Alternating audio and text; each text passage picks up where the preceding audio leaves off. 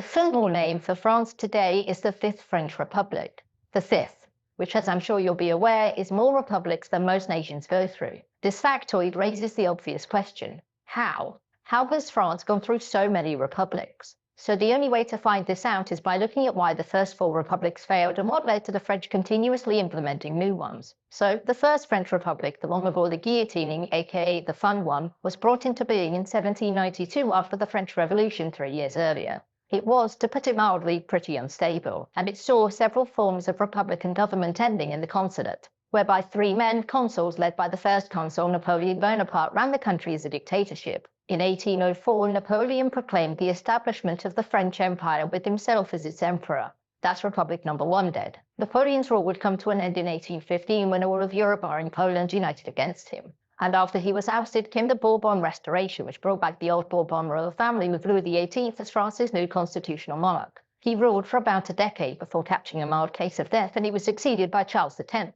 Charles wasn't too keen on being a constitutional monarch, and so he tried to make himself an absolute one. This didn't sit well with the French people, revolution, and Charles was replaced by a constitutional monarch, Louis Philippe. Now, Louis Philippe did respect the limits on his power, but he unfortunately presided over a decline in French living standards, and so, revolution. This revolt, part of the broader 1848 revolution, saw the creation of a presidential republic, which then elected a man called Louis Napoleon as president. Now, the French constitution prevented the president from seeking re-election, which Louis Napoleon didn't like, and so he did what all capable men would. He overthrew the government in 1851 and declared the establishment of the Second French Empire, with himself ruling as Napoleon III. That's Republic number 2 dead. Napoleon reigned until 1870, when he made the silly mistake of picking a fight with Prussia. Prussia won, Napoleon was captured, and during his captivity, members of parliament declared him deposed in the institution of another French Republic. Now, the Third French Republic was a successful one, and despite a deeply divided electorate, it managed to survive until 1940, when France fell to Germany in the Second World War.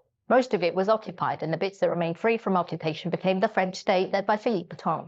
That's Republic number 3 dead. As you'll know, many in France opposed Pétain, and the Free French forces in exile would end up regaining control of the country in 1945 when it was liberated by the Allies. There was a nationwide referendum the next year which approved the creation of the Fourth Republic. Now, the Fourth Republic was a bit different. The French Parliament and Prime Minister had immense power, whereas the President had very little. The Fourth Republic also attempted to bring many of France's colonies into France itself. Most preferred independence, and as the French Empire disintegrated, it was only Algeria which became a formal part of France. Now, the Fourth Republic was, frankly, a hot mess. Political divisions were extreme and Parliament was in complete deadlock. And this deadlock caused problems for the French military, since the constant changes in policy meant that they couldn't secure Algeria and the rest of the French Empire. This upset them, and so to stop Algeria from falling away, they did the only thing they could in 1958.